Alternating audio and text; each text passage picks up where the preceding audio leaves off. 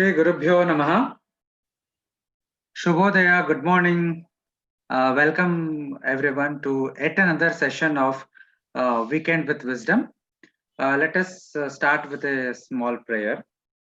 Ishwaro Gururatmeti Murti Bheda Vibhagine Vyomavad Vyapta Dehaya Shri Dakshina Murtaye Namaha Sadashiva Samarambham Shankaracharya Madhyamam Asmadacharya Paryantam Vande Guru Paramparam. Today we have a very special guest. If you have followed Advaita Academy's programs, you would have seen our guest before. Few weeks back, I had a weekend conversation session with him. We have Gokul Muthu Narayan Swamiji, and last time we discussed about his life and journey into Vedanta, and now in this session he will be taking up more. He will be sharing more of his insights into his learning of Vedanta, as you know, the title of the session is Vedanta for the Scientific Minded. Uh, Today, the situation is such that we need to do sessions like this. It is very important because we have all been through our school education, through our current narrative system, we have been brought up to uh, ashraddhavan. We have brought up without shraddha in the shastras, in the gurus, and we have been taught that only a certain way of thinking, the scientific way of thinking alone is valid means of knowledge. But interestingly, that many of the people, many of the as Gokul Mathuji will be sharing, those many scientists who are in the scientific field, and when they have tried to understand Vedanta, they have found that Vedanta is very much meaningful, very much useful, very much inspirational to even the scientific minded. And it is it is our hope that today's session will be appealing to all of you, will be a learning session to all of you. Just a short introduction to Gokul Muthuji. He is a devotee of Sri Ramakrishna. His understanding of philosophy and spirituality, they come from the tradition of Ramakrishna and Swami Vivekananda. However, his traditional foundation in Vedanta comes from the tradition of Swami Paramarthanandaji. He is a software engineer by profession, and he is currently pursuing his PhD. And he has done his engineering BTech in IIT Madras and computer science MSc from IIC Bangalore. Um, a very warm welcome to you, sir, and thank you for agreeing to be on this session. Viewers, whatever questions you have, please share it in Q&A box and not in the chat box. And Gokul Muthuji will take up these questions towards the end, last 15 minutes or so. With this very brief background introduction, and yes, one more announcement. The session is two-part session. Today will be one session. Tomorrow will be another session. So do not miss to attend both of them. The same registration holds for both the sessions. So with this very brief remarks, I open the floor to you, sir. Please start your session. Namaste. Thank you, Nitinji. Thank you for giving me this platform where I can share my learning and also learn as much as I can share. So, I have been, I would say, a seeker of truth. I would say a learner trying to understand the reality, trying to grapple with what is this world, what are the various models available, what is true, what is more logical, and such questions. And so I've been learning, and I would say I'm still learning. And what I would share with you today is what some I have understood so far, some of my what I have understood, and some of my beliefs, some of my knowledge, and then I think hopefully we have a very lively question and answer session where I learn as much you learn. Okay. So let us go into the topic, and let me share my presentation. One second.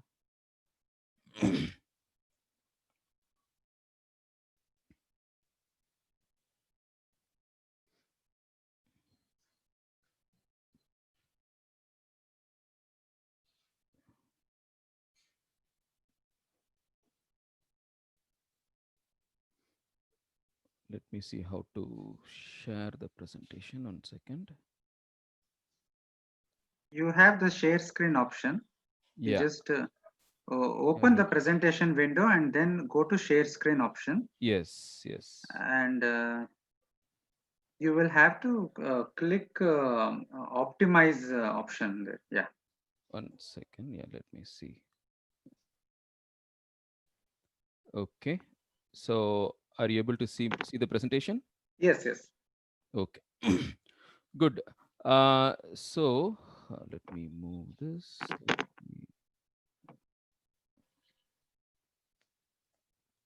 Okay. So the pedagogy, or what we call as the way of teaching or way of looking at it today, I would like to, try out something new, like, which is more like comparing it to a guided trek, right? Like, so this is a Kailash, the northern face of Kailash. And so, in fact, like the Vedantic approach is very much like a guided trek.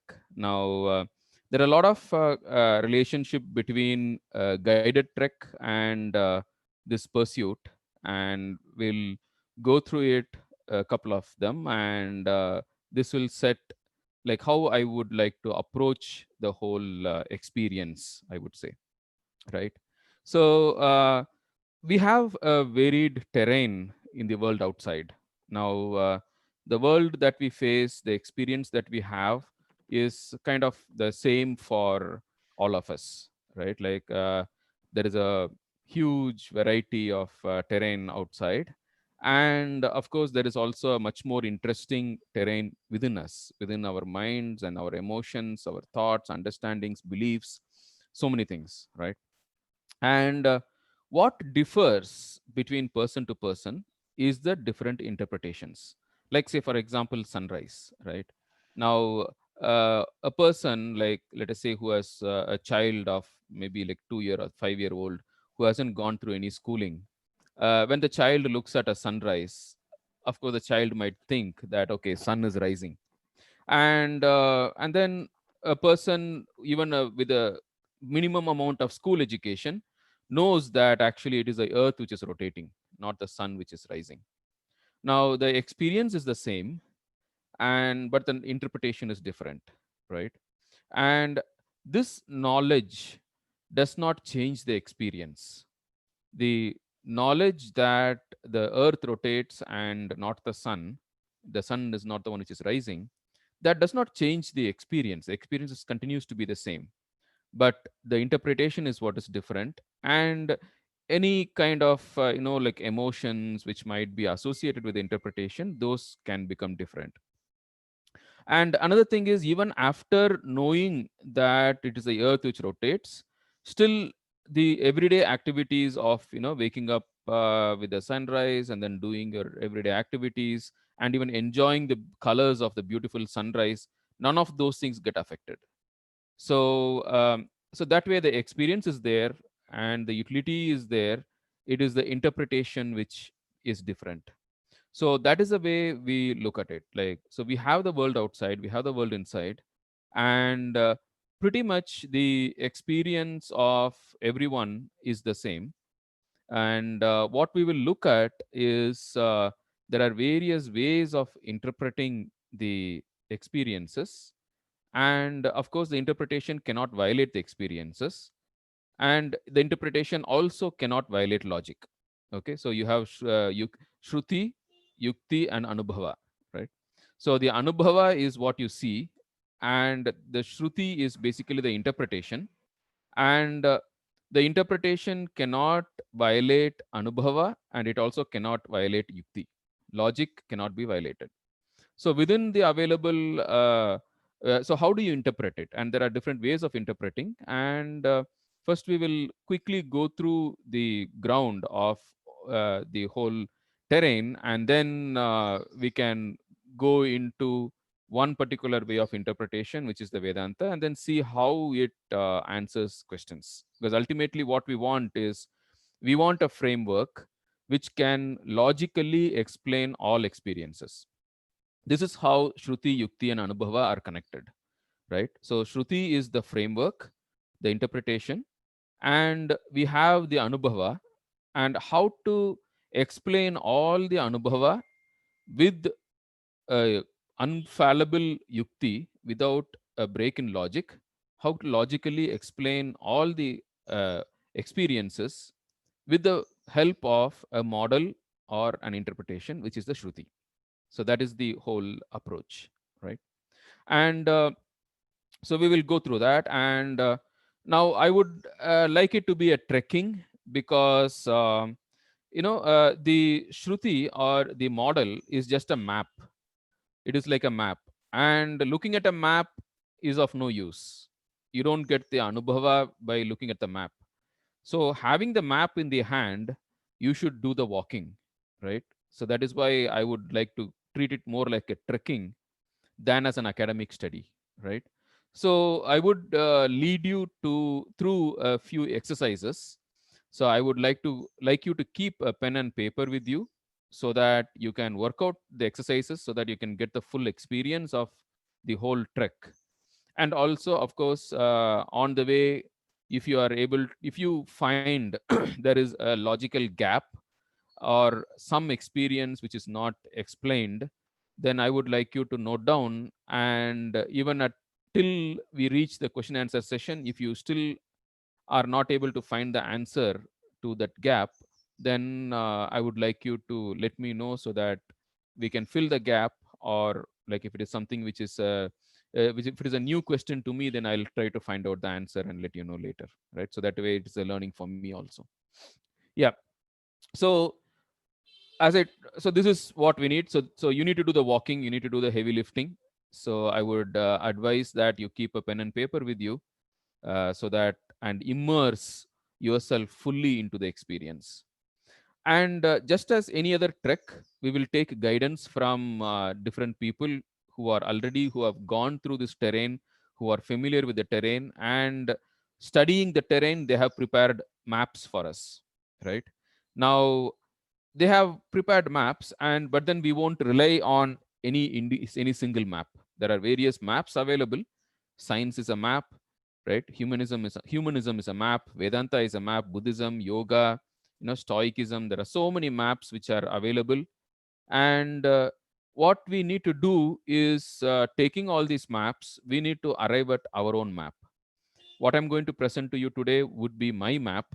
And what I would like each of you to do is to do the trekking, see the scenery, see the terrain yourself, and have your own personal map and make markings in your map, so that that becomes your learning experience. And as we go along, right, so we will go through new discoveries, right? And we will keep we'll find new things, right? Like, because the as Swami Vivekananda says, like, the book of life is not closed yet, and new pages are being added to it continuously as time goes on.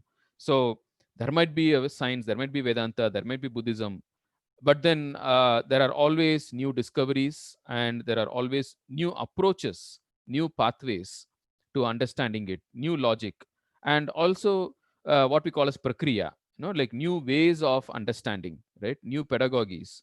So these things keep evolving over a period of time, and each of us ultimately need to have our own map, our own understanding, and our own model, based on which we try to understand and interpret the world outside.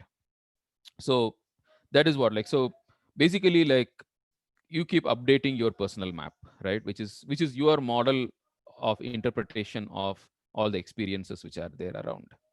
So this is the approach, this is the prakriya, this is the pedagogy that we will follow. And I'll so here is a beautiful quotation from a French Nobel laureate who had a very soft corner for India. He has studied Vedanta. He has written even biography of Sri Ramakrishna, biography of Swami Vivekananda, and he interpreted Vivekananda and Sri Ramakrishna in a very nice way to the Western world. And he has done a lot of work. And so this is one of his quotations, though it is slightly controversial from the point of view of a tradition, but then he's not too much off the mark. I remember another statement by Mahatma Gandhi, where he made a statement where he said, Hinduism is the relentless pursuit of the truth. That is one of the beautiful statements of Mahatma Gandhi. And so here, just as this summarizes what I have been talking about in the previous slide, right? So we are looking at what is there and trying to interpret this world and trying to come up with the explanation for all that we see in this universe. And here is another great saint, Swami Sri Nisargadatta Maharaj. And when we look for the truth, we should not get distracted. And so this is a very beautiful quotation. If you expect any benefits from your search, material, mental, or spiritual, you have missed the point. Truth, right, gives no advantage. It gives you no higher status, no power over others. All you get is truth and freedom from the false. Such a precise, incisive, scientific approach towards the truth, which regretfully, like even not of professors in universities don't have. Like they are more worried about their tenure and their papers and publications. Like here is Nisargadatta Maharaj, who was actually a BD seller in Bombay by profession and a great Advaitic Acharya. So and he's of course a disciple of Siddharameshwar Maharaj. And so this is his way of looking at the pursuit of truth, which I feel is we should imbibe this spirit. And there's a very similar sentiment which is expressed by Swami Vivekananda also, where he says, follow the truth where it may lead you, carry ideas to their utmost logical conclusions, don't be cowardly and hypocritical. Comfort is no test of truth. On the contrary, truth is often far from being comfortable. Everything can be sacrificed for truth, but truth cannot be sacrificed for anything else. Right? So this is why, like, it is a trick. Like sitting in the house and looking at a map, which is like sitting in the house and reading that various commentaries, like that is not going to help you. You need to get into the field. You need to face the world. You need to look at the terrains. You need to experience everything and then come up with the interpretation. Use the various philosophies mainly for as a map, mainly as a guide, and then you come up with your own interpretation of the truth. And that is what is going to help you, and that is the real search of truth. Okay. So now uh, now that we have come there, like there is one thing about between science and whatever we are trying to pursue. Like when you say truth, so where does science come into picture here? And here there is a very categorical and very unambiguous clear statement by Shankaracharya. Shankara, in his commentary to Bhagavad Gita, I think 18th chapter, 66th shloka, the 10th paragraph of the commentary, he makes a very beautiful statement where he says, even if there are 1,000 statements in the Shruti that say fire is not hot, he says, don't believe in that statement of the Shruti, but believe in your experience. So, as I told you, like Anubhava cannot contradict the Shruti or Yukti, right? So the scriptures or logic, if they cannot be against the experience, and the Shruti also cannot be against logic. So your Anubhava and Yukti are the foundations, and on top of that is everything. So now, when it so where do you draw the line between science and the scriptural statements? Shankaracharya makes a very beautiful statement where he says, Indriya Vishaya, Athindriya Vishaya shastram pramanam, right? Atindriya vishayeshu shastram pramanam is his statement. So there are two things, which is the indriya vishaya, which are accessible to the senses and the extensions, right? Like we have the five sense organs, like, and like say vision, and then the extensions, like we have microscope, telescope, radio telescope, electron microscope, whatever, right? Like which are basically extensions to the senses by which we access the world outside us. Now, for all these things, indriya, these are all indriya vishaya, and for indriya vishaya, your pratyaksha pramana and your anumana based on the pratyaksha, those are the sources. Now, it is only for atindriya vishaya, vishaya which are not accessible to the senses, it is only for them, shastram is the pramanam, and from based on shastram, you develop a yukti, you develop a framework, and based on the yukti, you develop a system which answers the questions, which are again will be experiences, which can be experiences, but which are not accessible to the senses. We'll go into the more details in the next, and then we will see. And a similar sentiment, a similar concept has been done by Karl Popper. He was a, I would say, like Karl Popper is very underestimated in the philosophy of he is the one who laid the foundations for the philosophy of science, and much of interpreting society and the way society behaves, politics, history, like beautiful economics. Like he has contributed a lot in the philosophy behind all these things, and his writings are really amazing. And so he introduced this concept called falsifiable and non-falsifiable. So whatever is verifiable, like it comes under science, and whatever is not verifiable doesn't come under science. So this is a line which he draws, and which is exactly reflecting what Shankaracharya told 1200 years before him, right? And so when you say so to for something to come under science, you should be able to design an experiment and say, okay, like for this experiment, if this is the outcome, then it is for true, and if this is if it is not the outcome, it is false. So only such theories, only such things come under the domain of science. For example, we all know the prediction of the gravitational lens by Einstein, and then so how to verify it, like because gravitational lens needs huge objects with huge amount of gravity. So Einstein predict based on Einstein's equations, they arrived at saying, okay, during this particular solar eclipse, a star which normally is covered by the orb of the sun would be visible slightly on the side of the sun even during the solar eclipse, if according to Einstein's equations, if light really bends according by gravity.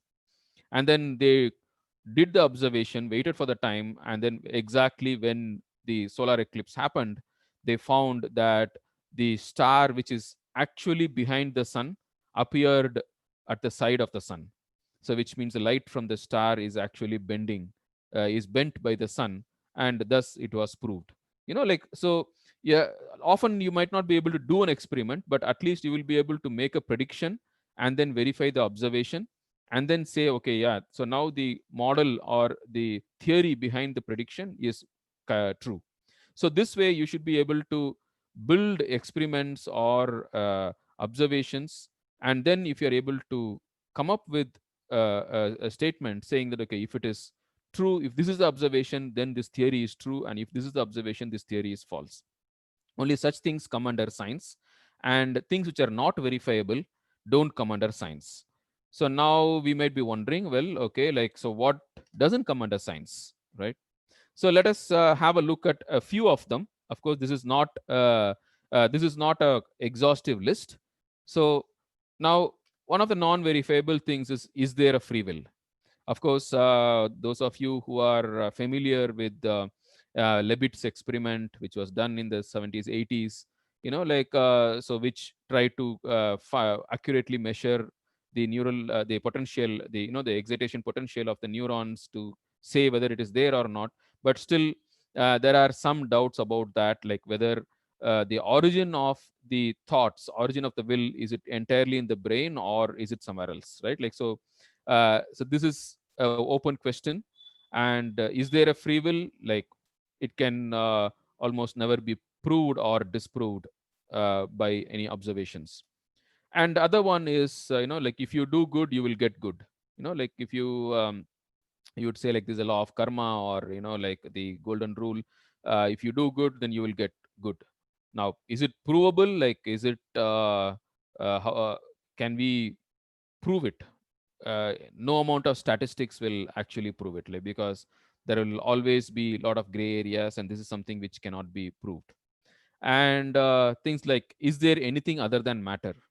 Right, today science is mostly based on a paradigm that what Thomas Kuhn calls as like this is a materialistic paradigm, right? Like, so which is more of that matter is a fundamental entity. So that is, but that is only an assumption. Like, is there anything other than matter? Of course, like like Descartes, Rene Descartes came up with the mind body schism, and those things are there. But then there is no conclusion. No conclusion can be arrived at by designing experiments as defined by Shankaracharya or Karl Popper, right? Like, these questions cannot be verified by science. And another interesting question is, currently, like, am I in a dream world now? Right? Like, am I awake now, or am I dreaming? Whatever is happening now, whatever this world which I see, is it a dream, or am I really awake? These are questions which cannot be verified.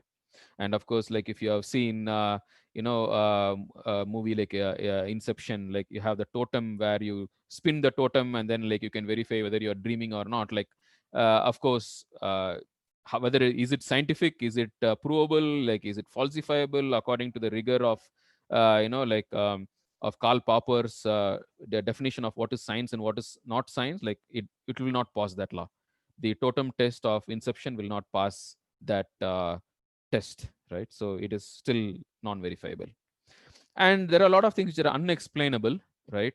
And one thing which is, how did Srinivasa Ramanujam get his formulae, right? All of us know about the story of Srinivasa Ramanujam, who lived in Kumbakonam. His house is there even now. It's a very nice place, to a museum to visit. And so he wrote a lot of mathematical formula theorems which are so far unproved. And Srinivasa Ramanujam's diaries are there. They've been published. And you take one theorem in that which has not been proved, and you prove it, and you get your PhD in mathematics. Like, that's where it is. And how did Srinivasa Ramanujam get all these formulae? Like, in his own words, he says, while I'm sleeping, my goddess Namagiri Devi, she comes and she tells me the formulae, and I wake up and I write it down. And none of his he has written so much of pages and pages of mathematical formulas, which there is no proof so far, and still people are proving, and none of them have turned out to be false. Like, everything is fine, but how did Srinivasa Ramanujam arrive at them? Like, it is totally unexplainable by science, but his notebooks are there, right? And other question, like, why should a person not commit suicide? Like, a person might say, like, like, I'm totally at the bottom of the world, nothing is working for me, I'm useless, I'm not useful to anyone, and why should I have completely broken, and I have got no other option than committing suicide. Now, when a person is at that point, there is no logical reason which we can give for that a person should not commit suicide. Like, still, of course, like, like, there are some theories people have been trying to put at some logical thing. Like, I think Albert Camus has come up with some reasons. And but then it is still, when a person says this, it is very difficult to convince him through purely scientific and logical reasons, right? And then other questions, like, why should a person be honest and compassionate? So this is, of course, because this is based on if you do good, you will get good. Like, that is not verifiable. And of course, you can say, well, you should be honest and compassionate because you'll be helping your other human beings. But then a person can always say, okay, why should I, right? Why should I do that? Survival of the fittest, survival of the strongest, I can get away with anything. I'm not bound by laws, rules. I can break anything. Like when such a person is there, like there is no logical reason which you can give and where you can convince a person to be honest or compassionate. So these are some of the questions which pure science cannot answer. We cannot conduct experiments, why we should do this, why we should not do that. So these are all come under, like what is in the philosophy we call as normative sciences, like where so one is called the natural sciences, which is the actual domain of science, and these come under the normative sciences, which are more like, like you should be this, like it is more of deontology, like where we come into. So now coming to these, like uh, let us come into the Indian way of looking at it. So in India, any philosophy, any belief system, or any ideology, we always say they should answer a few questions. And of course, this is universal, and so it can be applied to any Western paradigms also. So the six questions are there, which any system should uh, answer in a consistent way, without any internal contradictions, and without, of course, contradicting the experiences. So the yukti, which is should be there, anubhava should be there, and you create a system which answers most of the experiences. So first is, what is the nature of the individual, like me, like like the individual. What is the nature of the individual? Then what is the nature of God? When we say God, it is the whole, right? Like it is the whole of universe. Like what is the or whole of existence? Like what is the nature of God? You may say, how you want to define God? Define your own way of God, but then like you have to say, okay, this whole thing, what is it, right? And of course, like you cannot believe or disbelieve or discuss anything unless you define it. So it goes without saying that first you need to define, and then you need to give. And then what is the nature of the world, the insentient world, right? So the individual, who is the conscious sentient individual, and then the world, which is the insentient uh, existence. And then why is there human suffering? Like no one can deny that every human being suffers at one point of or the other. So now, why is there human suffering? So this is one of the questions they should address. And what is the state beyond suffering, right? So is there a state beyond suffering? And if it is so, then what is that state? So this has to be answered. And then what is the means to that state, how to reach that state? If you say, okay, yes, there is a state, how do you go to that state? So these are the six fundamental questions which any system of philosophy, whether Eastern or Western, whether it is science or religion or philosophy, whichever it is, they have to address these questions. And these questions are non verifiable. And they, so which means, like, there is no, you cannot design an experiment to test any of these answers. And so that is where you have to form a system, and then we have to look at it, and let us see how we proceed with that. So one point here which I want to look at is philosophy versus religion. Like, so when we say where does a line lie? Like, of course, in India, like we kind of use the word very interchangeably, right? Like matha and darshana, we use very interchangeably, but then there is a definite difference. And so when you say philosophy, right? Uh, Basic thing is, there is no assumption or conclusion done. Like, so for all the six questions which I had shown you, like it doesn't conclude, it doesn't say, okay, like this is the right, this is the right answer, this is a or doesn't assume any answer to them, and works on all the possibilities. And it just presents the complete plethora of choices, and the whole landscape is presented, and without any, and then pros and cons, and they're all discussed, but then without making any conclusion. And it is a purely intellectual exercise. So this is what is the domain of philosophy. And there's a beautiful quotation by Bertrand Russell, a British philosopher, like where he says, where he comes to this 3 points he raises, and then he says, like, the philosophy is basically an intellectual exercise where you try out the possibilities, but then like you don't come to any conclusion. But and then it is basically, it's more of a mental exercise, right? And when it comes to religion, what do we do? Like a religion is one which so for all those 6 questions, it gives and gives an answer to those questions, like, which means it creates a model which answers those questions. And uh, and it says, okay, this is an assumption, and to you, because you cannot prove or disprove any of those, you have to either believe or not believe. That is the only option available. So you make an assumption to believe, but then religion cannot violate logic. You have to, your whatever system which you build, whatever answers you give to those 6 questions, they have to be a self-consistent logical system. Otherwise, it doesn't hold, right? And uh, and then you build a culture and stories illustrating it around it, so that you make it more appealing, to the emotions. And then you build a ritual and practices to work with it. So when you have these, then it makes a full religion. And this is what is, like, like, it addresses the head, and then it addresses the heart, and it addresses the hand, right? The 3H. So once you form a logical system based which answers consistently and practically those 6 questions, then that becomes a religion. Okay. So we saw science, right, where it is mainly the domain of the verifiables. And then when it comes to non-verifiables, there are two options: philosophy and religion. And then if you don't make any conclusion, then it is philosophy. And if you make an assumption, it's not a conclusion, right? It is an assumption. It's a working model, right? It's a working hypothesis which you make and you proceed, and then it becomes a religion. So this is where these three come into picture. And now, why I'm talking about all these things is because we need the foundation.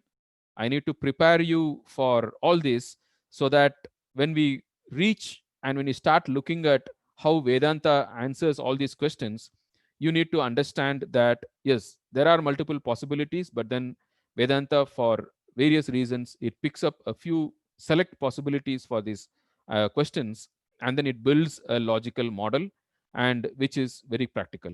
That's what we'll come to. Now, before we go further, I would like to quickly, I don't want to spend too much time on philosophy, because we want to get to Vedanta soon, because that is where I want to spend more time. But then I would like to expose you to, like, the way philosophy works, because I think many of us are students of science and engineering and technology, medicine, and unfortunately, our education system does not expose us to the arts, right? The humanities and these things. So I would like to quickly give you just a taste or a glimpse of how the philosophy works. I told you philosophy basically builds up systems, and then but it doesn't explores all the possibilities without making any assumptions. Like, what does it mean, right? Like, I just want to show you something tangible so that you can understand that better, and then, like, we'll proceed further. So philosophy basically, like, is called two branches, like, which is epistemology, which is the theory of knowledge, and then axiology, which is metaphysics, ethics, and aesthetics, right? So this is what we call as Satyam, Shivam, and Sundaram, right? Metaphysics is what is the truth, what is and then ethics is what is the right, the morality and those things, and aesthetics is what is beauty, like what is pleasure, where does what makes us happy, right? Like, so existence, and then the next one is the the morality, and then the last one is about happiness and those things. So Satyam, Shivam, Sundaram is our Indian traditional words for these three branches of philosophy. And quick what do you call glance of epistemology, like, like knowledge, like, it is divided into mediate and immediate. So immediate is what you get the knowledge at that time of the experience. So there are two types: laukika and alaukika. And so what I have given in round bracket is the Buddhist concept. What I given in square bracket is the Jain concept. Okay. And and then what I have not given in any bracket, that is kind of common to uh, different astika and nastika systems. Okay. Like Anumana, for example. Anumana is a word which is used in Sankhya and Vedanta, and of course, like, in the other Purvamimamsa also. And Mati is what that is called in Buddhism. Okay, like so similarly, whatever is there in square bracket is the Jain equivalent of that. So I'll just I don't want to spend too much time. I'll just give you like, so when you say pratyaksha, it is what you see, and Buddhism considers even mana as a pratyaksha, but then Vedanta and Sankhya don't. They consider everything which is mental under Anumana, right? And Alaukika Pratyaksha, like Vedanta and Sankhya, don't accept any of them. Whereas there are schools of philosophy which allow, like, like whatever you see in dream, like, or what in meditation you get some intuition. Those things are considered as valid sources of knowledge under some systems, like Jainism, and there are different categories of that. And whereas Vedanta, Sankhya, they don't accept any of them. Like either you see with your open eyes, or you or you infer using logic. These are the only two allowed valid sources of knowledge according to Sankhya and Vedanta. So uh, so there are so you have the pratyaksha, and then you have the anumana, which is different kinds of anumana. And like let me not go there, like you can look up, because that will be a separate 1 or 2 hours lecture by itself, right? And then shabda is there, which is verbal testimony. And there are two things, which is laukika and alaukika. So laukika is what we do in science, right? Like whenever you want to present a paper, you have to give references, you have to quote references. And the references that you quote, they would have done the experiment by themselves, which means that their knowledge is actually based on their pratyaksha or anumana, but then like you are quoting it as a verbal testimony. So that is called the laukika shabda pramana. And alaukika is like the which are not accessible to the senses, and those can be accessible only through the scriptures. And there are two things, which is drishya and drik. Drishya is whatever is objective, like which is like all the theories of heaven and law of karma and all those things come under drishya alaukika shabda pramana. And who am I? What is the pure Atman? What is the nature of the Atman? That comes under Drik Alaukika Shabda Pramana. Prama means valid knowledge, as opposed to Brahma, which is invalid knowledge. So Pramana means the means of valid knowledge. So all these things are called Pramana. Okay, so this is kind of a bird's eye view of the Indian epistemology. And those of you who are interested, like you can take up on any book on Indian philosophy, and then you can go into the details.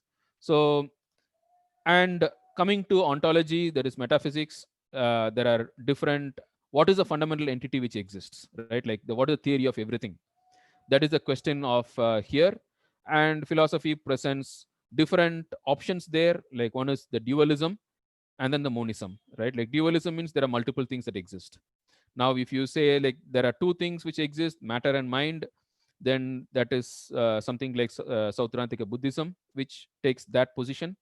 And if you say like no, there are three things, matter, mind, and God, then that becomes Dvaita. Now, if you come to monism, there are different types of monism, right? Like so you have, suppose if you say like there is only matter and nothing else, everything is made of matter, then that becomes science, Vaibhasika Buddhism. They come under that category. Now, if you say like no, everything is mind, then that comes under Yogacara Buddhism. There is only God and everything is God, that is Vishishtadvaita. If you say like no, no, no, everything is Nirguna Brahman, that is Advaita. And if you say no, no, everything is Shunya, that is Madhyamik Buddhism. So these are the different possibilities. There may be more possibilities, but these are, and what I'm trying to point out to you here is when it comes to philosophy, you just look at everything, the whole terrain, and you don't choose.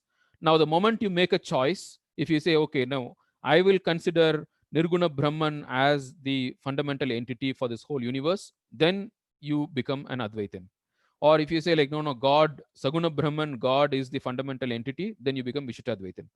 So that way, like, like if you, depending on what you choose, then you come under that particular category. So moment you choose, then it becomes a religion. Till you don't choose, if you're saying, okay, everything is equal possibilities and you don't make a choice, that is under philosophy. I want to tell you a small story like about, like Yogacara Buddhism. So once there was a guru and there were three disciples, and there was a pole on which there was a flag, and the flag was, like flying in the air. And the guru pointed it and then asked the disciples, what do you see?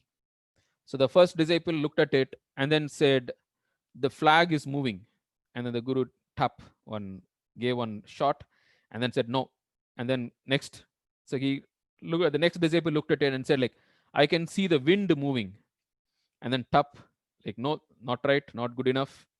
Then the next disciple looked at it and then said, I can see my mind moving. Then the guru said, yes, you are right. So that is Yogacara Buddhism, right? So anyway, so these are the ontological positions, and then there are creation theories in philosophy, various creation theories, right? Like you have Satkaryavada, Asatkaryavada, then Sat Asatkaryavada, and then depending on what you like. So when you say Satkaryavada, it means something came from something. Uh, when you say Asatkaryavada, it means everything came from nothing. That is called Asatkaryavada. Sat Asatkaryavada is like, no, some things came from something which was there, but some things came by themselves also. And there are different philosophies which take different positions. And mainly Satkaryavada, you have Parinamavada or Vivartavada. Parinamavada means like uh, whatever was existing in an unmanifest form, it modified itself and became the manifest. So that is Parinamavada. Vivartavada is whatever was unmanifest appears to be manifesting, and that is how you see this world. So that is Vivartavada. And then under Parinamavada, you have like you have, if it is Prakriti Parinamavada, it is Sankhya, Yoga, they come under that. If it is Saguna Brahma Parinamavada, then that is Vishtadvaita. And then if it is Vivartavada, you have again, if it is what changed? Like, so if it is Sunyata, or it is the mind, or if it is Nirguna Brahman. So depending on what appears as this world, you have different philosophies. So basically, like, what I'm trying to show you is this is how philosophy works, right? Like, where work out all the possibilities, beat it left, right, and center, and ultimately, like, there is, don't leave anything for any assumptions, and then say, okay, this is what it is, right? So that's how philosophy works. Now coming to science, right? Like, now what is the position that science has taken? So science has taken the position that everything that exists is material only. So science comes under what is called as materialistic monism. That is the philosophical position of science. The ontological position is materialistic monism. And you say all that exists is material only. So what does that mean? It means all thoughts are the effect of chemical and electrical activity in the brain, right? So this is what they have been trying to map, and everything that happens, everything, right? There is nothing other than matter. So ultimately, like, thoughts are also the effect of chemical and electrical activity.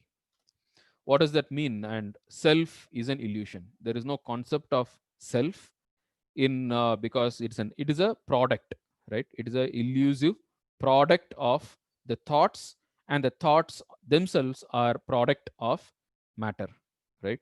And there's a beautiful book, Waking Up, where Sam Harris talks about this in a very beautiful way, and he shows a lot of clinical examples where he shows how self is an illusion according to the neuroscience point of view. And if all the thoughts are the effect of chemical and electrical activity, then there is nothing called free will, because every thought, including my own decisions, they are all the product of matter. So there is no free in free will. When you say free will, there is a word free there. Now, if everything is a product, then there is no free, there is no freedom there. So, and there is no self. So there is no, who is going to hold that free will? So free will is an illusion according to science. And you can yeah, I think Sam Harris again has got a beautiful book called Free Will, and then how even without free will you can build up a moral system. He's got a beautiful book called Moral Landscapes. And yeah, so, and of course there are people who are called compatibilists like Daniel Dennett, who kind of take a middle ground between hard determinism and free will. Like, so there's a lot of work there. If you want, you can look at them and you can study more on that. Okay. Now, when there is no free will, there is no real right or wrong, right? Like, and because there is no real agent making the decision. Now, when there is no real right or wrong, individual accountability has no basis, right? Now, if there is no individual accountability, there is no purpose or meaning to life. Now, this is a logical step by step derivation. What happens if we consider material monism as the ontological position? Now, if everything that exists is only material, then finally we arrive at, like, there is no purpose to life, and there is no individual accountability because there is no free will. Now, this may be or may not be the truth, because we are not making any conclusions. We are only trying to bring out the corollaries and then seeing where it leads to, right? Now, if this is the position which we take, then what happens? What is the nature of the individual? Well, there is no individual, there is no me, it's only an illusion. What is nature of God? When I am not there, where is God? There is no universal consciousness or nothing. There is no consciousness, everything is only matter. What is the nature of the world? Yeah, matter, matter, and matter only. Why is there human suffering? There are no humans, so where is the suffering? There is no individuals. Everything just happens. Everything is just physics, chemistry, right? And there is no sufferer. There is no When there is no sufferer, where is the suffering, right? So this question doesn't apply. There is no state beyond suffering, means all these things don't apply at all. Now, if we take science and science only as the position, then this is where it leads to. And of course, like, uh, okay, I don't want to go to Bertrand Russell talked about solipsism leading to state of, leading nowhere, but actually it is science which leads to leads nowhere. Okay, so there is absolutely, like, the whole, as they say, the buck stops here, right? There is nothing which is there. So let us leave science up to this. So far, what did we see, right? So what we saw was the main division. We saw Shankara and Karl Popper. We took their help. They are the guides, right? Like, they have prepared a map for us which we can use. So to distinguish the whole thing between what is verifiable and what is not verifiable, and based on that, what we found was the domain of science is only what is verifiable, and what is not verifiable is addressed by philosophy, which works out all the possibilities. And uh, and then religion we defined as one which takes one of those assumptions and then works out a logical system which answers all the questions. And then we explored further into science. Science is based on materialistic monism, and if you take that approach, then what are the corollaries, and how what would be the answers to these 6 questions we saw. So now, that being said, let us leave science aside, because that is not the domain for us, right? Because what we are going to do further is to look at the non verifiable questions, is what we want to address. We don't want to worry about the questions which are verifiable. Is fire hot? Yes, it is hot. We don't need any philosophy for that, right? Now that comes under science. And as and when science progresses, if some domain which was not previously understood, and because of that, if it was under philosophy, that would immediately fall under the domain of science. The moment something becomes verifiable, it would become science and not philosophy or religion. So, as following the uh, guidance which has been given by Shankaracharya, right? Now, even if 1,000 Shruti Vakya say something which is against the experience, don't reject the experience. So that is where science is.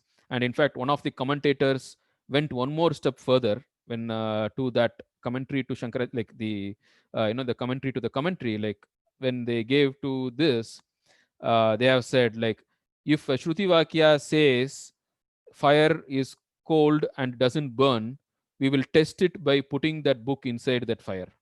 Now, that is the spirit of our great philosophers and our great acharyas. They were so open minded, and they clearly knew and they have clearly defined the boundary between science and philosophy and religion.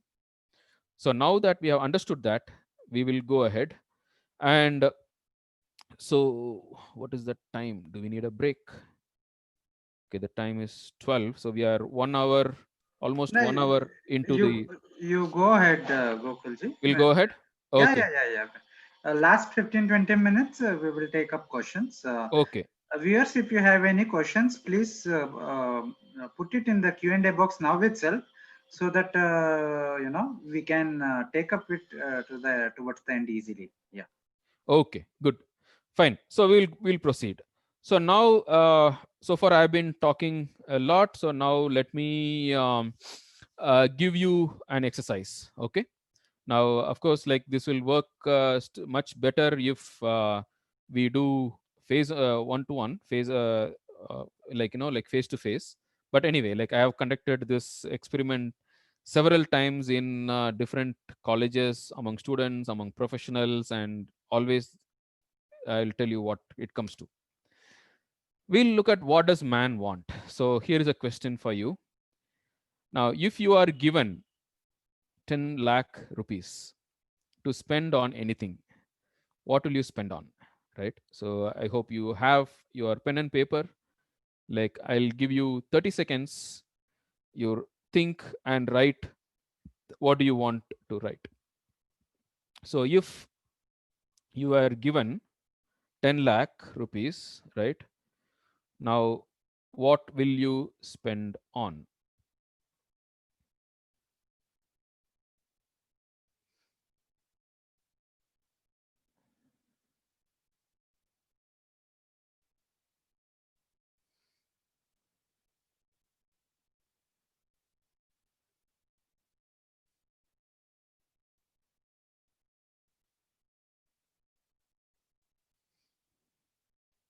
Okay. So now many of you would have written. So okay, I'll just for want of time and like let me not ask you to shout out. Like we will, I will kind of tell you what kind of answers I have got in the past. Where mostly like you also would have got similar answers. So one person might say like, well, I want to go on a world tour. Of course, in Corona times you cannot do, but at other times you can of course do. You can go on a Europe tour or like world tour or a Rajasthan tour or a Orissa tour. You can travel, right? Or someone might say like, well, I've been wanting to buy a particular like a car or something for a long time, so I'll buy a car. Someone might say I will invest it in a mutual funds, or I would start a business and I'll multiply this money by doing that. Or someone might say like, well, I want to give it in charity. And someone might say, okay, I want to split it into three and then like give something here, something there. So there can be so many different ways of doing it. And the most interesting reply I got was in Indian Institute of Science. Once one student said like, just because you give the money, why should I take it? I will say I don't want it. Isn't that a valid way to spend the money? To just to say no, right? So these are the kind of answers which is normally got, and I'm sure you also would have written similar answers. So now if you categorize these answers, right? So there are so many answers.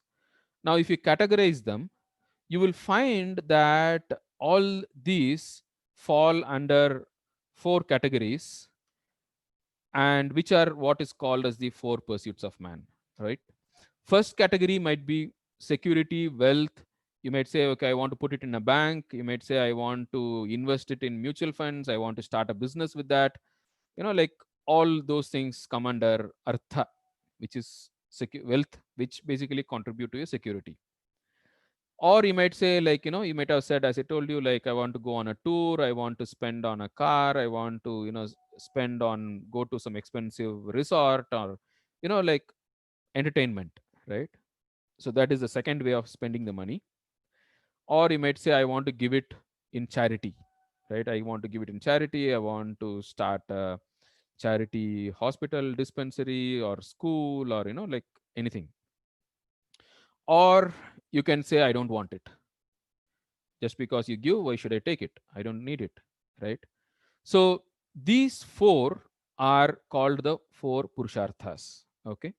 Now, these are whatever you think of, right? If I give you 10,000 rupees, 10 lakh rupees, if I ask you for different ways of spending it, there is no fifth way to spend it. And the same thing would also hold good if I say, okay, I give you 1 week paid vacation. I spend, everything covered. Do whatever you want, be wherever you want. I give you 1 week. What do you want to do? Now, again, it will come under one of these four categories. Or if I tell you, like, okay, you got just one more day to live, and what do you want to do in that day? Again, it will come here, right? So, whatever it is, ultimately, this is where it will come to. It will come to one of these. These are four fundamental pursuits of man, right? And this is what is covered in the prayer, right? Sahana vavatu, sahana bhunaktu, sahaviryankaravavahai, tejasvina avaditamastu, ma vidvishavahai, right? So sahana avatu, avatu means, oh, let the Lord protect us. Bhunaktu, right? Let us enjoy, right? And sahaviryankaravavahai, let him make us vigorous to do work, right? And then tejasvinaha avaditamastu, like let him give us the light of knowledge, right? So similarly, like even if you take Taittiriya Upanishad, right, like that also talks about right, like what is that, kushala na pramaditavyam what bhutyaina pramaditavyam, right? Swadhyaya pravachanam na pravaditam. So there also you will find the same thing. Gita, like wherever you go, you will find that these four are covered, and interestingly, that is covered in the Indian flag also, right? So the green represents Artha and Kama, and the white represents Dharma, and also there's a Dharma Chakra also there, and the saffron at the top, that represents Moksha. And by the order, one above the other, it also indicates which is higher than the other. So this is what man wants. All the pursuits, everything, like all the pursuits of man come under these, right? And that is exactly what religion helps us to uh, take, right? So religion basically addresses two questions about basically about moksha and about dharma. Artha and kama is addressed by any different pursuits, any secular worldly pursuits, but the two pursuits of dharma and moksha are what is covered by religion. And dharma basically tries to answer the question inspired by what will a person be truthful, non-violent, self-controlled. This is basically satya, ahimsa, brahmacharya, right? Truthful, non-violent, and self-controlled, even unto death. And moksha tries to address the question inspired by what will a person be cheerful, active, in spite of the ups and downs in life, right? Whatever happens in life, how can a person be inspired? So now that question is answered by moksha. uh, like this is what I, like just now, today morning I was listening to a lecture by Simon Sinek on finite and infinite games. So basically, in a way, like, it reflects whatever he talked about reflects these qualities of the purpose of religion, right? Dharma and moksha, these are basically like the infinite games, whereas the artha and kama are the finite games. And the finite and infinite games, how they play, and how you pursue the infinite games, and how a person who pursues the infinite game always trumps over the person who is fighting a finite game. So there's a beautiful concept.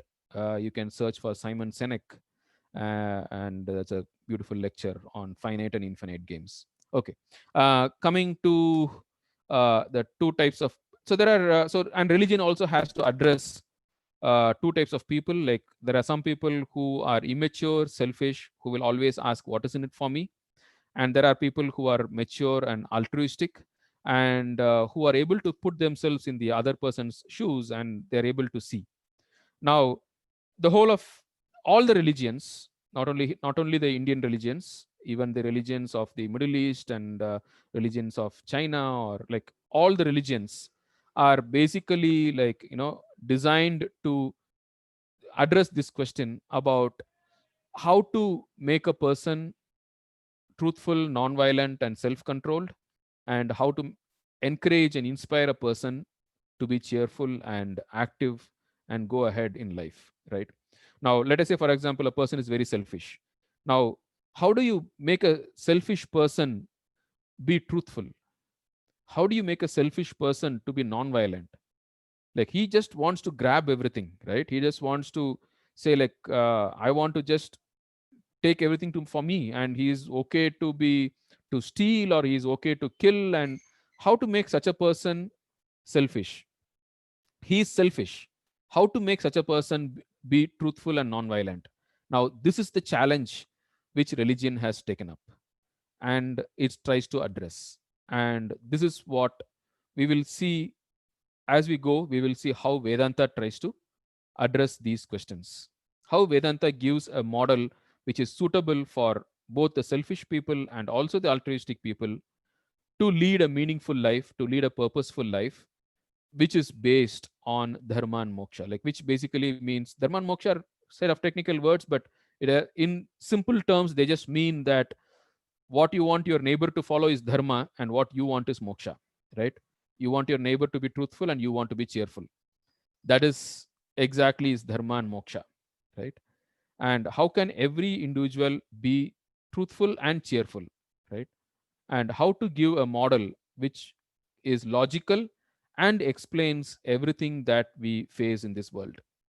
So this is the question which is being addressed by religion, and we will see in particular how Vedanta addresses these. So whatever I told so far is common to all religions. Every religion, whether they know it or not, whether they're structured in this way or not, they are addressing only this much, right? And this is what Swami Vivekananda has put as a motto of Ramakrishna Mission: Atmano Mokshartam Jagat Hitayacha, right? Moksha and Dharma, right? Atmano Mokshartam Jagat Hitayacha. So everywhere you will find this. Religion is just this much. Dharma and moksha is religion. That's all, right? Fine. So we will go further, and let me. So now that we know that we are um, pursuing different goals, different purposes we apparently have, ultimately what we want is, if you ask anyone what you want, is ultimately happiness, right?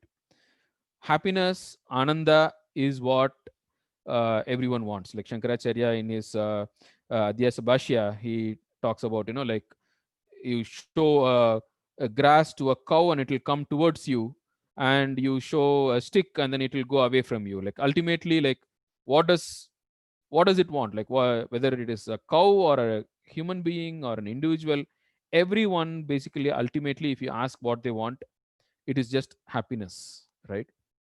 Now, let us take again a 30-second exercise. Now, the 30-second which I'm telling you is slightly, it is important because the 30 seconds uh, engages your limbic system but doesn't allow your neocortex to wake up, because neocortex wakes up after some time. So take 30 seconds and write three things that make you happy.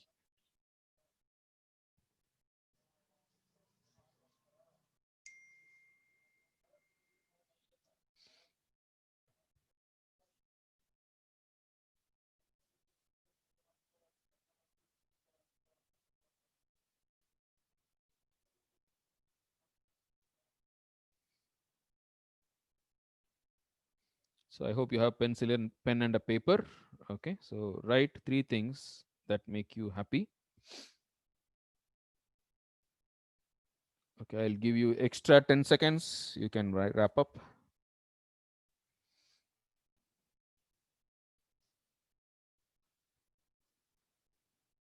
Okay, so now for further analysis, you can choose one of them. Choose any one of them, right?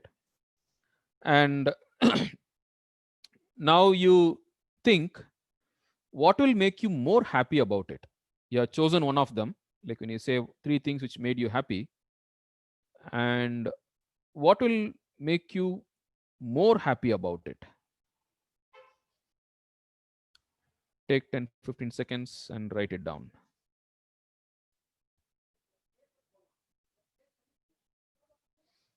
Okay. So now what will make you less happy about it? What There is something which makes you happy, and what will make you less happy about it? Let us say, for example, like if I say, okay, I like rasagullas. What will make me more happy about it if I get good rasagullas, right? What will make me less happy about it? Like probably the rasagulla is not good, like it is not cooked properly, right? Something. Don't worry about how trivial it is. Like just keep going. Whatever comes at the top of your mind, write it. Is there a limit to how much you can be happy about it? Is there a limit to how much you can be happy about it? Yeah, the example I told you, like if I like rasgulla, well, like I cannot be happier than a limit. If there is something else which is more important, probably I'll just leave the rasgulla. Like say, for example, if my if there's a small child who is wanting it, I would part with my rasgulla and be happy about the child eating the rasgulla, right? And then, like, can you be happy without it? Yeah, think about it. Can you be happy without it?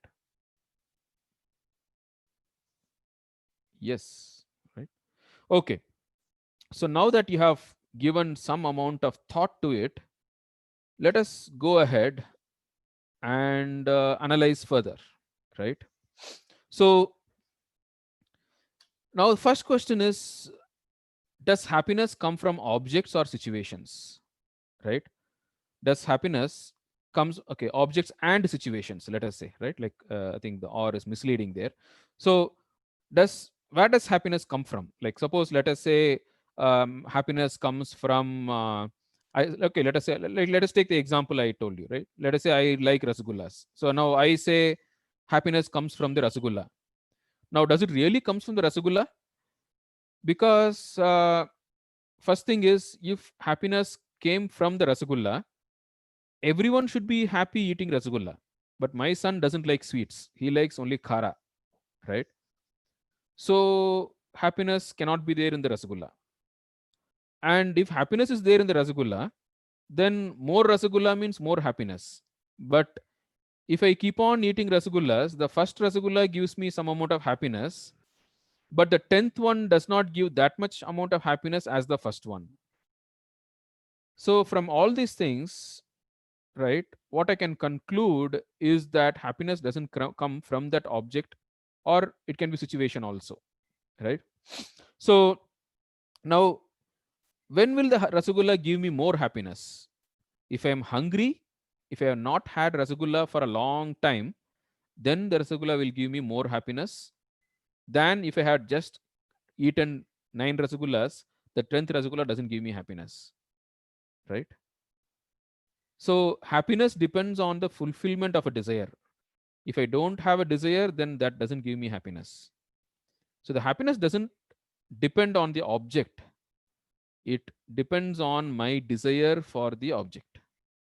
And if you look at neuroscience, right, so there are reward centers in the brain which have evolved over a period of time, right, through to protect the species. And there is a chemical called dopamine, right, which is the one which gives this sense of happiness.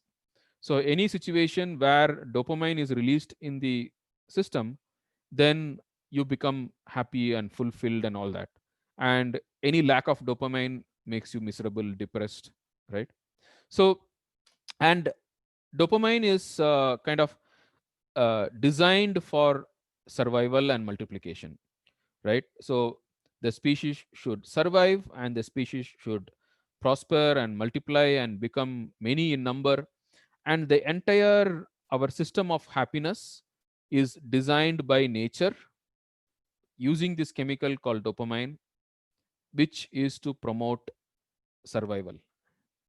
So whether it is, like we wrote several things, right? What gives us, what is the purpose of life, what will we do, right? We said we want, some people said we want a car or entertainment, artha, or mutual funds like artha, kama, and even dharma, and moksha will come later, right? So everything is driven by dopamine. In fact, there have been very good studies, neurological studies, which have been done by by comparing and studying how much of happiness is given by artha, kama, and dharma. And there are proven results which shows that dharma gives more happiness than kama, and kama gives more happiness than artha. There are neurological and psychological experiments which have been done, and there are a lot of papers published, and which show these results. Okay, so it has been very well proven that hierarchy is proven, and everything is driven by the chemicals, the dopamine in the brain, and it can be measured. And why it has been there? It comes from the way evolution has designed it. Okay. Now, coming to further analysis of happiness, right? Now, there are different types of happiness. The first type of happiness is called Vishayananda, which is got by the contact of the sense organ with the sense object, right? And now, the thing about Vishayananda is when you are actually having the contact of the sense organ with the sense object, it gives you happiness. But without the sense object, if I just think about the sense object, it does not give me happiness, it gives me desire, and desire is just another meaning for another word for suffering. So, like, say for example, like if I eat rasagulla, I get happy. Now when I don't have rasagulla, as a long time since I had rasagulla, if I think of rasagulla, it does not give me joy, it gives me a sense of desire, it gives me actually suffering. And experience diminishes the power of the sense organ. Sarvendriyanam jarayanti tejah, says Nachiketa in the Kathopanishad, right? So the very act of involvement in the sense experience diminishes the sense organ, and more is needed to give the same happiness, right? Like as time goes on, right, it creates an addiction, and there's a there's a diminution of returns, and more is needed to get the same happiness, and there is no limit, right? It is called, like taratamya. There is always someone else who has got more. If I how much ever I have of any of these, I will always find someone who has got more of it. There is no limit, and effort is needed to acquire and maintain, right? This is called dukkha mishritatvam. There are different defects of Vishayananda, right? Dukkha mishritatvam, right? Atruptikaratvam, right? So these are all the defects, and all these things I have put it in English here, but they all have the Sanskrit. If you look at the Shankara Bhashyas and all that, they have done a lot of analysis on all these things, and you can find the Sanskrit equivalent, the Sanskrit original, I would say, of all these concepts. Nothing of here is mine. It's all logical, but everything is been very well analyzed in the Vedantic scriptures, right? And invariably, it will end. There will be an end to it, right? So this is the properties of sense experience, or the joy which is got out of sense experience, Vishayananda. Now, there is another type of Ananda, joy, which we can get, which is called Bhajanananda. And Bhajanananda, it can be purely mental activity. Say, for example, what can be Bhajanananda? Like, say, for example, I close my eyes and mentally I can sing a song, right? Mentally, I can sing a song or chant something, or, mentally, like I can create music, for example, right? I'm just giving you an example. So it can be a purely mental activity, and I don't need any equipment for recreating the experience in my mind.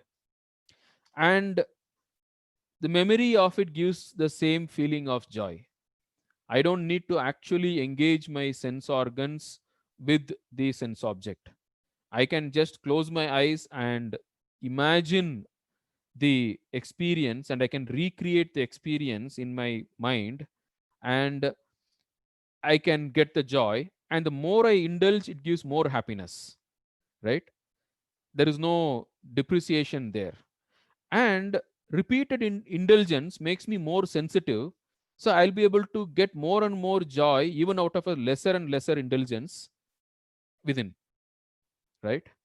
And by which I can create happiness at will. I have no dependence on outside. This is called bhajanananda. And this is exactly is the meditation process, right? Moment you start meditating, right, you have a process, you follow the process. There is absolutely no external involvement of sense organs or sense objects. So it's a purely mental activity, and you can create happiness at will. And in fact, like, there have been studies which have been done. By what they have observed is these meditation processes actually create dopamine in the brain.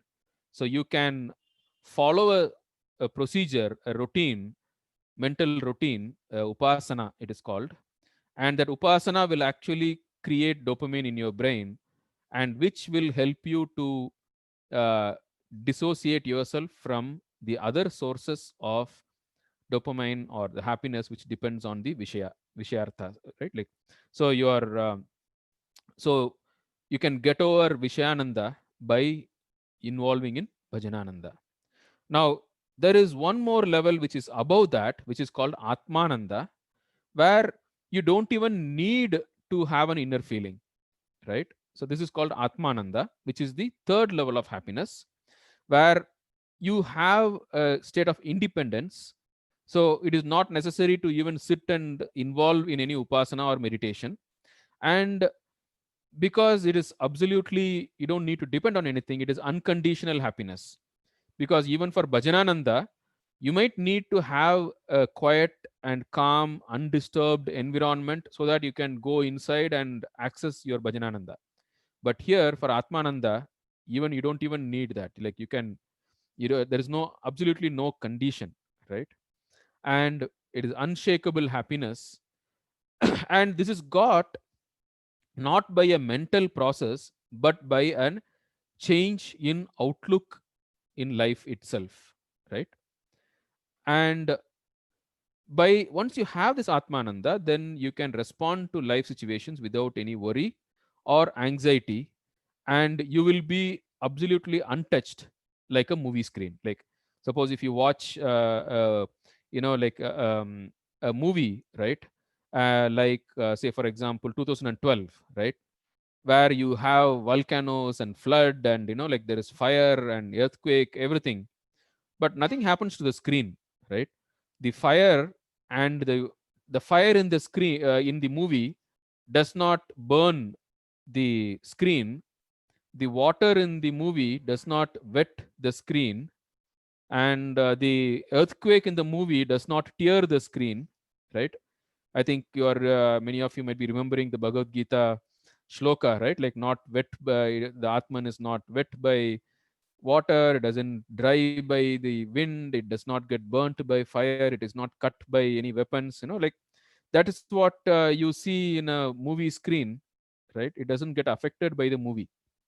So same thing happens by Atmananda. So you have unconditional happiness, and by unconditional happiness, you you are able to respond to life situations very smoothly and in an ideal way.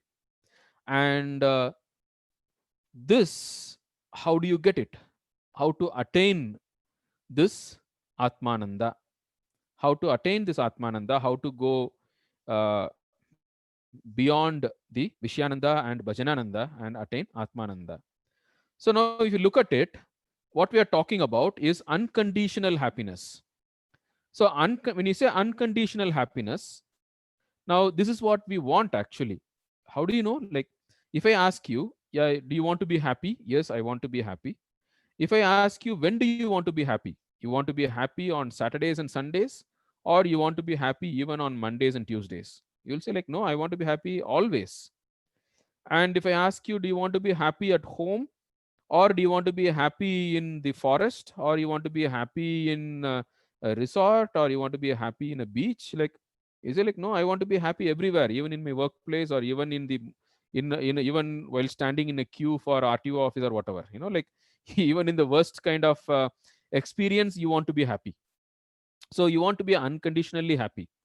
Now if I ask you, do you want to be happy during success or failure, then you'll say like, no, like I want to be happy unconditionally. Even in failure, I want to be happy, right?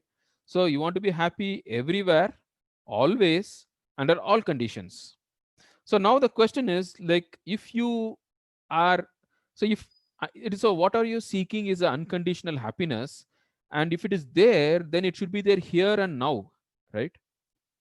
If if the happiness which you are seeking is there, the unconditional happiness, which is everywhere, always, under all conditions, you should be happy here and now, right? Now if you are not happy here and now, or sometimes if you are subject to unhappiness, then where is the problem? Now this is where Vedanta says knowledge is the gap, right? Because there is nothing to be attained, because then it will become unconditional, then it will become conditional, right? And there is nothing to say that okay, you will be happy somewhere else after you die. No, Vedanta, we want a happiness which is here and now and unconditional. So what is the gap? Knowledge is the gap. Now this is what Krishna starts Gita with, right? Bhagavad Gita, the Bhagavad Gita teaching starts with this concept.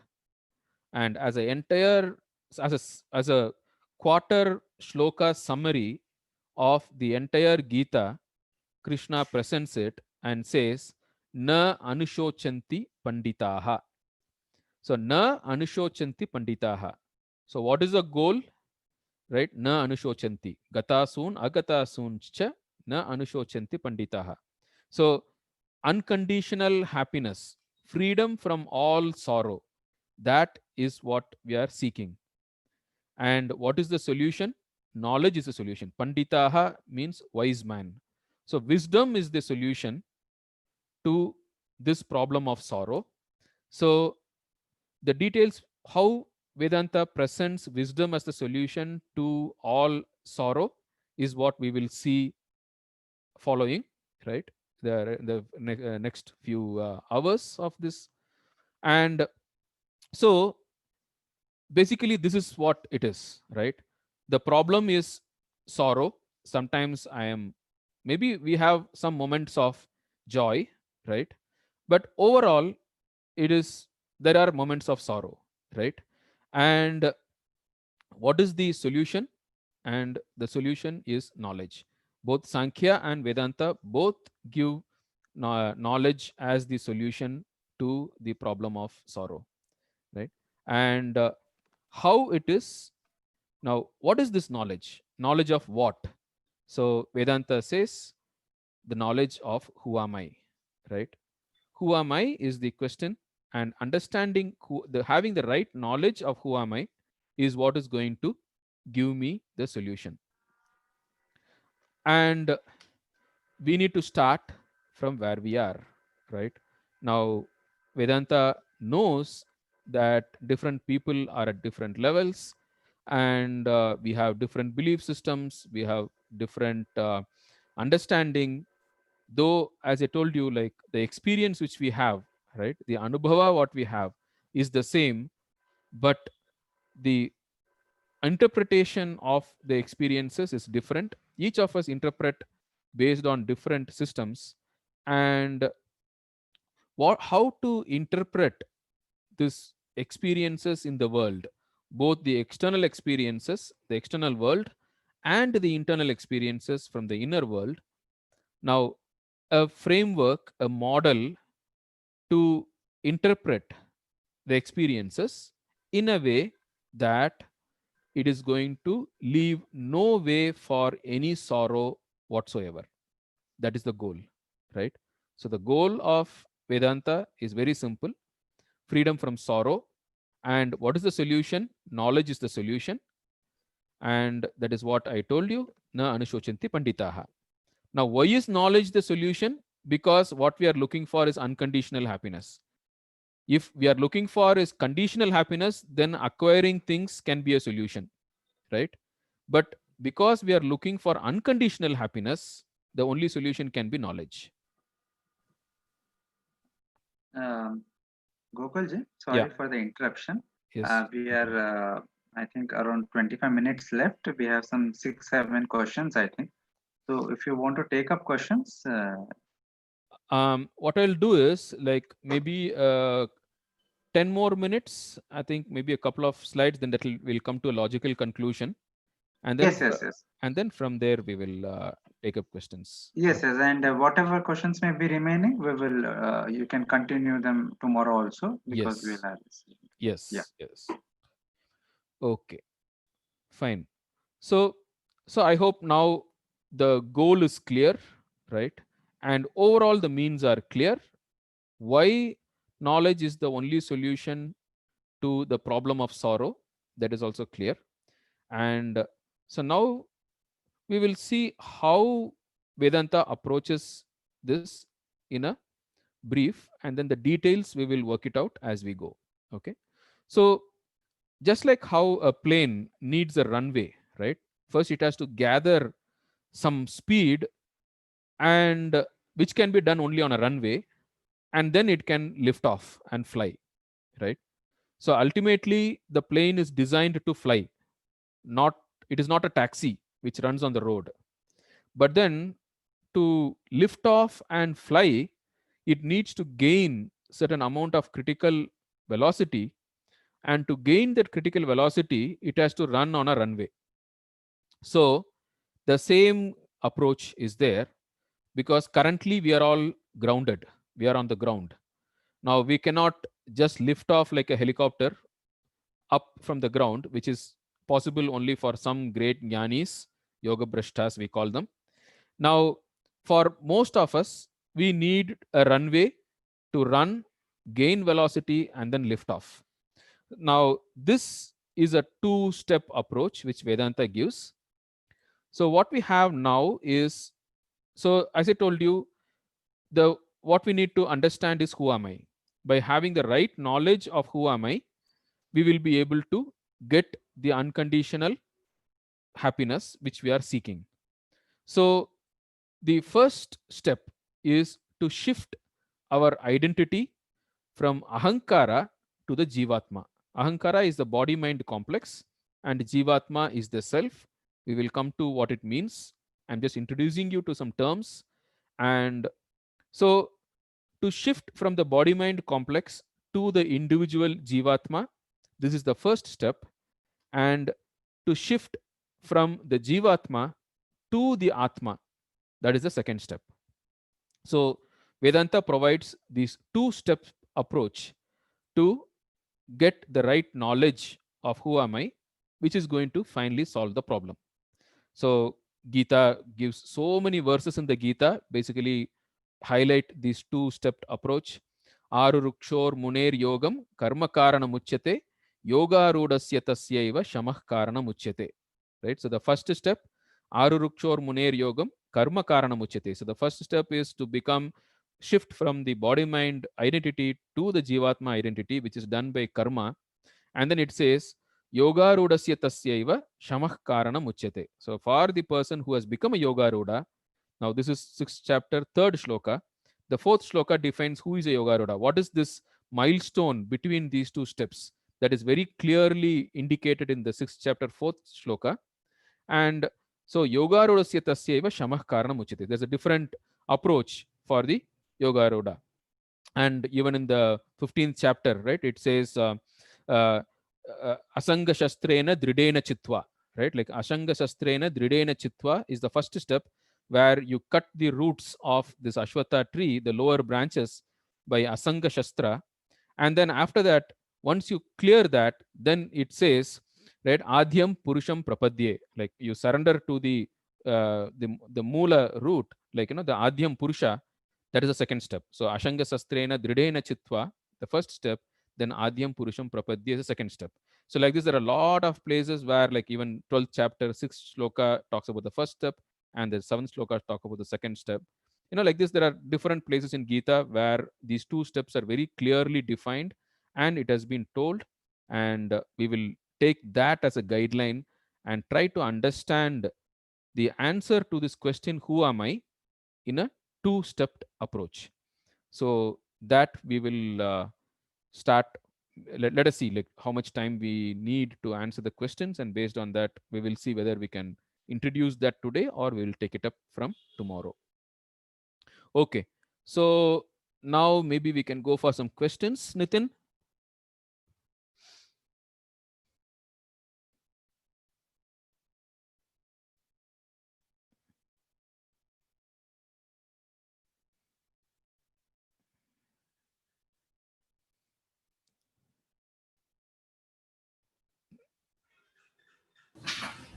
I think Nitin sir's audio or Nitin sir Oh, has some issue with. okay. Yeah, can I read out Uh, some? yeah, you can read out some questions. Yes. Okay. Uh, if free, if free will is an illusion, fatalism stands validated or no? Yeah, it's a very good question. So when you say, again, see, you have to define those words, right? So when you say free will, what do you mean by free will? So when you say free will, what we mean is, okay, I can decide what I, or I had the choice of my decision. When you say fatalism, fatalism is a very loaded word. Now, uh, fatalism, okay, again, like it's a technical word. So let us consider, use some more simpler words. Okay. So suppose if I, because the Vedantic way of destiny or fate is basically the result of our free will, which we will see in more detail in the next session. But the another fatalism is everything is predetermined. I don't have a choice at all, right? That is another, which is called as the, the hard fatalism, right? Like, or hard determinism. Now, if you go by science, yes, there is no free will, and so according to science, there is no free will, and according to science, then it is fatalistic. So from going by the definition, yes, science leads you to a fatalistic model. It doesn't give you free will. Now there are different shades to this whole concept of free will. Okay, so I'll tell you, like for example, one particular shade is, you can assume that you don't have control over what happens now, but still you are free to desire things. Okay, let us say, for example, like I'll tell you a very interesting scenario. Now there is this Power Rangers cartoon series where you have a yellow Power Ranger, white Power Ranger, blue and pink, and like there are Power Rangers.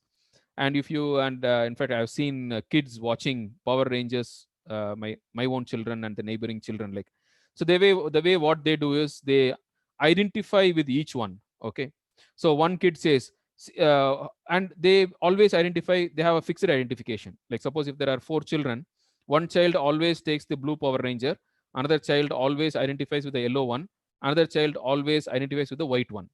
And when they fight the villain, the blue Power Ranger child says, "Wow, see how I hit! See how I hit!" And the villain comes behind an yellow Power Ranger, and the blue guy will say, "Hey, see behind you, one guy is coming." And then that guy will turn back and then give one punch. Ah, thank you. Like, the kids play, they are totally identified with what happens in the TV. And though they don't have control over what happens on the TV, they have identified themselves, and they play out their roles, and they are happy, they are sad, they help each other, they hit, and everything happens. And they sincerely, like at least during the watching it, they believe that they are actually doing it.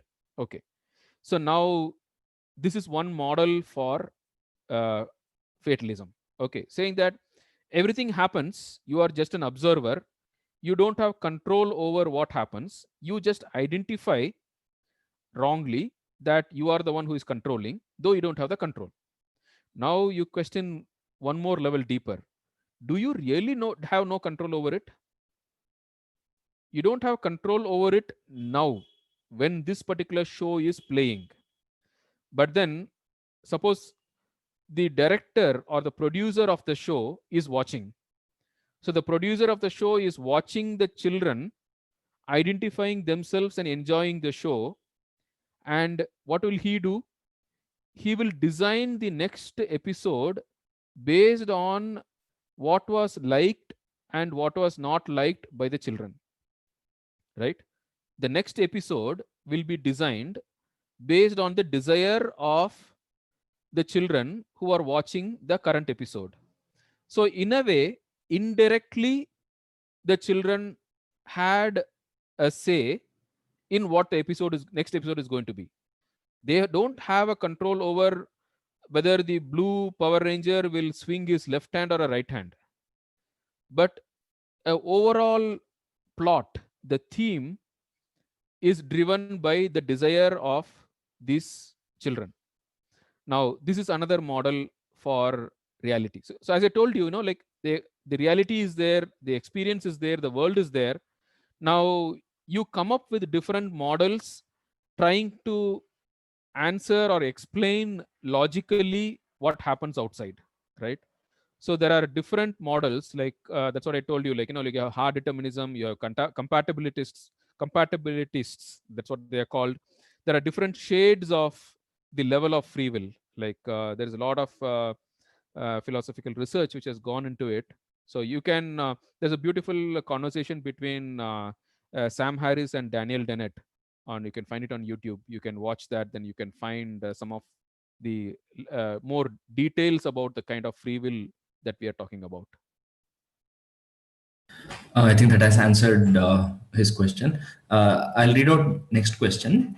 Some scientists like Newton were religious in conventional sense. Einstein had a philosophical overview. Ramanujam Srinivas believed his theorems were inspired by goddess Namakkal. Is the difference between science and religion stark, or they intersect and divert? Yeah. So as I have mentioned, I had showed you that the domain of science and the domain of philosophy and religion are entirely different. Science, the domain of science is what is verifiable. The domain of philosophy and religion are what is not verifiable. Okay. The domain is different. And it is from that point of view, you can say it is a watertight compartment. Okay. Now, that does not mean you cannot borrow things from each other. The processes of science are valid. The logic, right? For example, yukti cannot be violated whether it is science, philosophy, or religion. Logic cannot be violated. Anubhava cannot be violated. Whether it is science, philosophy, or religion, everything is based on the same anubhava, which is based on what you see. It is only the interpretation which is different, right? And the subset which you take might be different. Science takes one subset of experiences, philosophy and religion take another set of experiences, and they try to answer different questions. The questions which science answers are entirely different from the questions which are being answered by philosophy and religion. If you mix up, you will land up in a soup. Most of the problems come because you try to answer a scientific question using religion or philosophy, or you try to answer a religion or philosophic question using science. As I told you, like simple question, no, like if you do good, you get good. Is it true or not? You cannot prove it by science. You have to approach it through philosophy or religion. Science has no say in that to answer this question, because this is not a verifiable phenomena. You cannot design experiments, how much ever statistics you use, you cannot design an experiment to prove or disprove this statement. If you do good, you will get good. So the domain of science and domain of religion are different. But some procedures, some concepts can be shared, some allegories can be shared, some examples can be shared for better understanding. but then you should not mistake the example for the reality, right? For example, to explain a philosophical concept, right?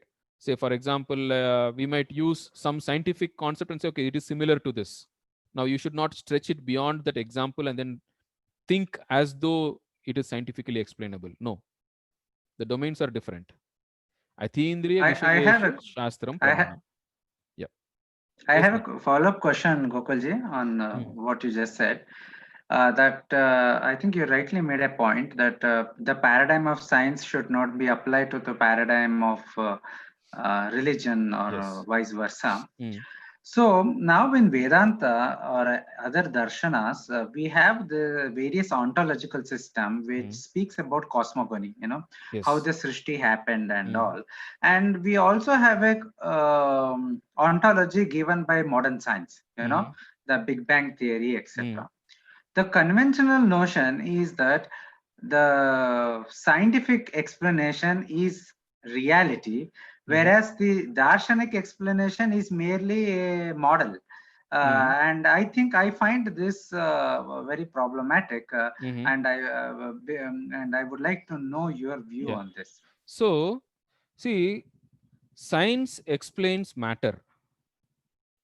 Science explains matter. Science explains the evolution of matter.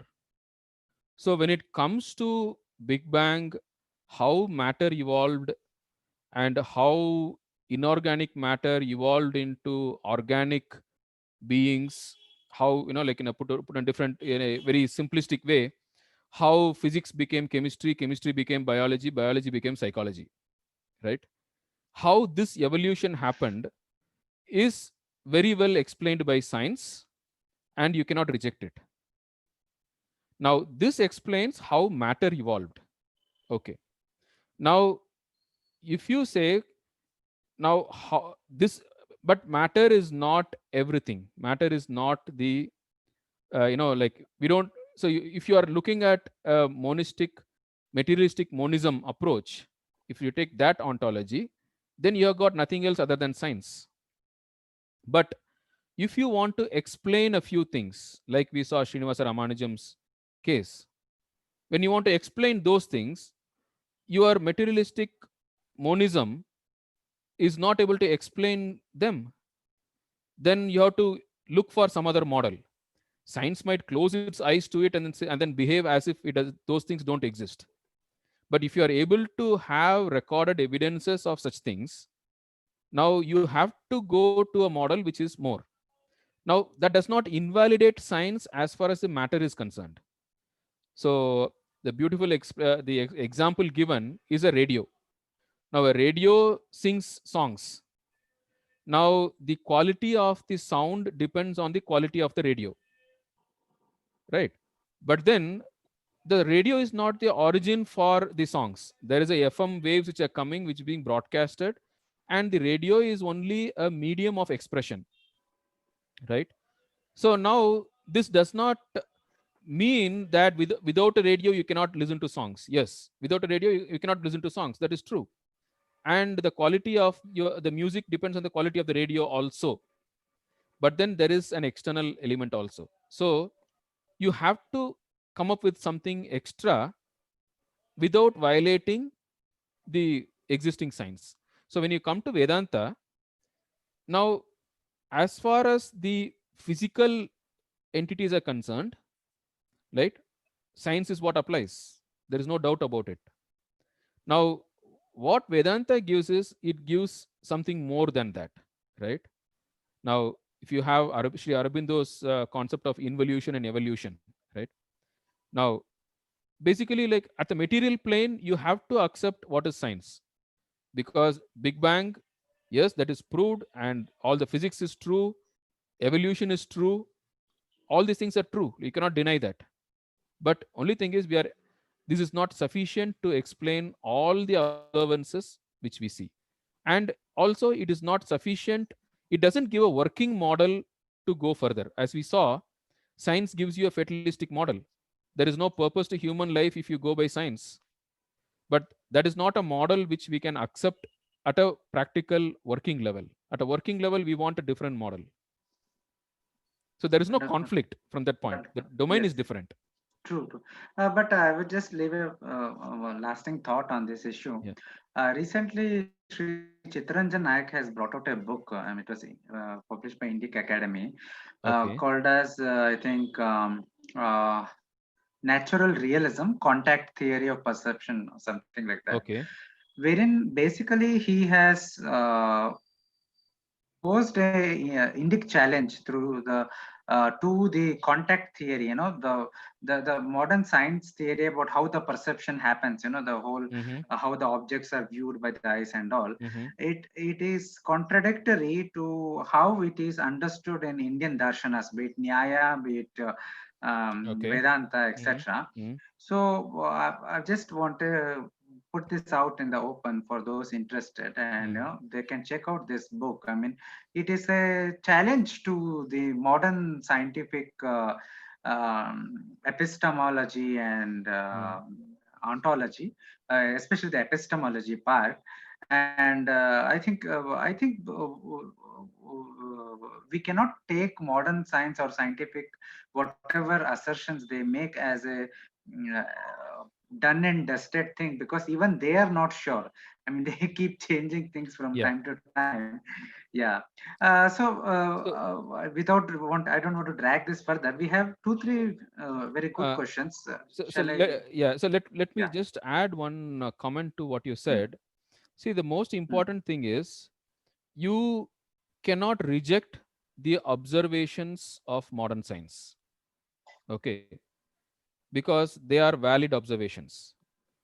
Now, when you come up with an Indic model, or when you revive Sankhya or a Vaisheshika theory of even on epistemologic theory, Pramana theory of knowledge, now you have to ensure that it whatever model which you propose explains all the observations of science. Now, True, science might true. interpret the observations differently, and you might come up with an alternate interpretation. But if any of the observations of science cannot be explained by your interpretation or a model, then your model becomes invalid. That So, is true. Yes, yes. so you have so if you are there is one problem. If you are taking an approach where you want to bridge between the modern scientific experiments and observations with the ancient models and interpretations available, now you have to be thorough with the modern science up to what has been happening now, and you should be able to explain the observations, not reject them. And if you leave any gap in any observation which has not been explained, then that will invalidate the whole model. So you cannot take a layman's approach in this. Yes, but definitely I agree. I think we have just 4 5 minutes Yeah. more. So I just read out two questions, I think, which are directly based on today's session. Hmm. One is a question: is the Atmananda same as Jivan Mukta state? And the other question is, please explain difference between objective evolution and subjective evolution. Yes, Atmananda is the state of the Jivan Mukta, the Sita Prajna. Yes. So that is where we will the tomorrow we will see like a model of how to reach there. Okay, and the two-step approach as I told you. Okay, and objective evolution and subjective evolution. Uh, so what I understand is objective evolution is the biological evolution which is happening, right? And the subjective evolution is of the individual, right? Now, to be able to have this to or maybe like let us do one thing. Like I think let me take up this question because it will get addressed naturally tomorrow when we talk about the jiva and the law of karma and all those things. So maybe like I'll just hold it to that. If there's some other Okay. question, we can take it up. Yeah. Yeah, we are almost out of time now. So I request viewers to keep their questions, and Gokulji will be presenting tomorrow, and I am sure many of your questions will be addressed in that session. And then tomorrow, I think you can have some half an hour dedicated to question and answer. Yeah. Yeah. Sure. So, viewers, with this, we come to a conclusion of today's Weekend with Wisdom. Tomorrow, same time, Gokulji will be there and he will continue his presentation. I am sure all of you greatly benefited from this session. Gokulji, it was very wonderful, very insightful. And on the behalf of Advaita Academy and all the viewers, I thank you again for coming on our program and doing this live session. Viewers, don't forget to follow us on Twitter and Facebook and YouTube. All the sessions will be are recorded and they will be published on our YouTube channel and our website by in another 2-3 days. So follow our work. Shri Gurubhyo Namaha. Jai Ram.